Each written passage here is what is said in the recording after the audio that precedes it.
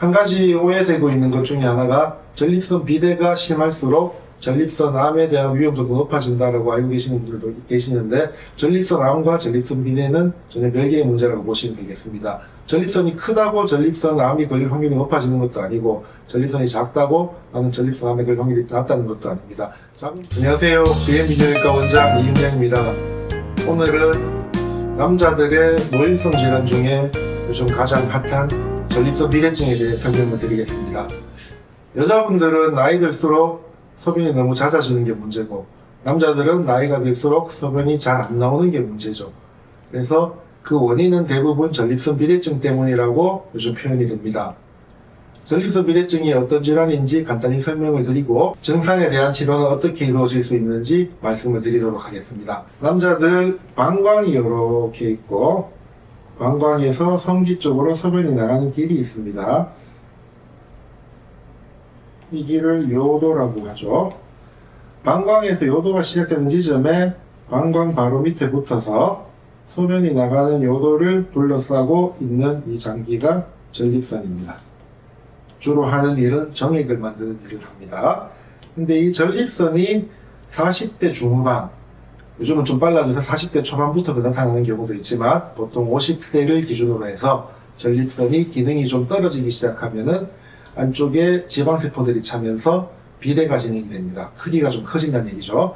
전립선 크기가 좀 커지게 되면은 방광 위로도 이렇게 밀고 올라가는 턱을 만들게 되고, 바깥으로도 이렇게 자라나가게 될 텐데, 이 골반이 형성하는 전립선 바깥쪽 부분에는 이미 다른 구조물들이 자리 잡고 있기 때문에 전립선이 커지면 커질수록 안쪽으로 요도를 압박해서 소변 나가는 길이 좁아지는 이런 현상이 생기게 됩니다. 그러면 방광 입장에서는 소변을 내보내기에 힘들어지니까 소변을 볼 때 힘을 자꾸 많이 쓰게 되고, 소변 주기가 점점 약해지는 현상이 생기게 되겠죠.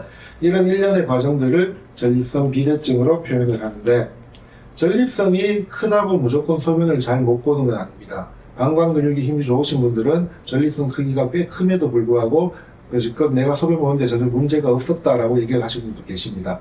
전립선 비대증이라는 용어 자체가 증상이 있을 때에 대한 얘기이기 때문에, 나이가 들면서 소변 주기가 자꾸 약해진다거나 아니면 소변이 시작이 빨리 안 된다거나 이런 경우에는 전립선 비대증을 의심해 볼 수 있고, 또 방광 입장에서 비대된 전립선 요도를 통해서 소변을 내보내는데 힘이 많이 들기 때문에, 그러면 방광 입장에서 불필요한 일을 많이 하게 되고, 그러다 보면 방광도 기능이 예민해지면서 소변 보는 횟수도 잦아지고, 밤에 한두 번씩 깨는 현상이 더 잦아지는 이런 현상이 생길 수가 있습니다. 이런 일련의 과정들은 전립선 비대증으로 인해서 진행되는 경우가 많습니다. 대한민국 남자들의 평균적인 정상 전립선 크기는 20g이라고, 아직은 20cc라고 표현을 하는데, 우리가 비뇨기과 의원을 방문하게 되면은 전립선 초음파 검사라는 걸 하게 됩니다. 이 초음파 검사를 통해서 전립선의 무게나 크기를 측정하게 되는데, 그때 측정할 수 있는 무게를 g으로 표현하고 cc로 표현을 합니다.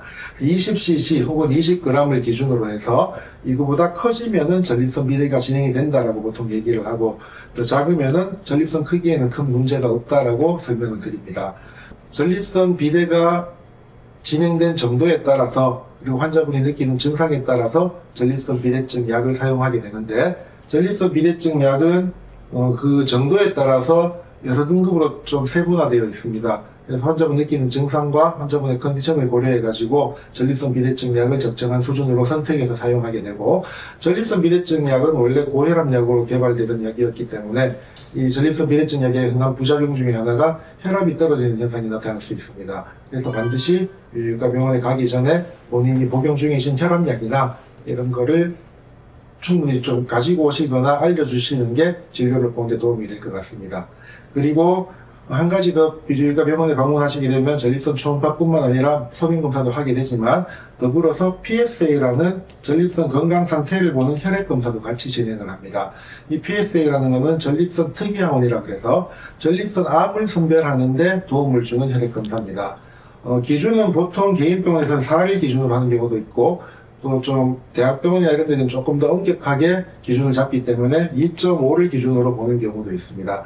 전립선 혈액 수치가 4보다 높은 경우에는 전립선 암에 대한 위험도가 높아지기 때문에 조직 검사 등의 추가적인 정밀 검사를 권유를 하게 되고, 4보다 낮은 경우에는 정기적으로 피검사를 하면서 경과를 보게 되지만 대학병원 같은 경우는 엄격하게 2.5를 기준으로 잡고 있는 경우도 있기 때문에 환자분의 증상하고 1년 단위로 체크하는 혈액검사의 변화에 따라서 조직검사 시행 여부를 결정하시는 것이 좋겠습니다.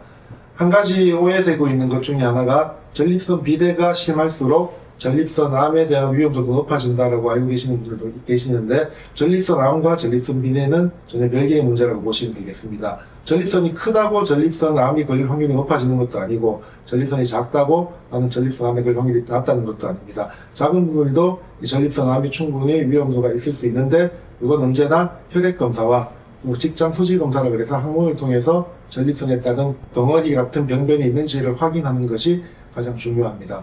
모든 남성분들이 전립선 비대증에 대한 증상이 있으시면서도 병원에 오시기를 좀 꺼리시고 시중에 유통되는 식품들을 통해서 극복하시려고 노력하시는 경우가 많은 걸로 알고 있습니다. 다시 한번 말씀드리지만은 불편한 게 있으시면 언제든지 조심하시고 병원을 찾아주시면 감사하겠습니다.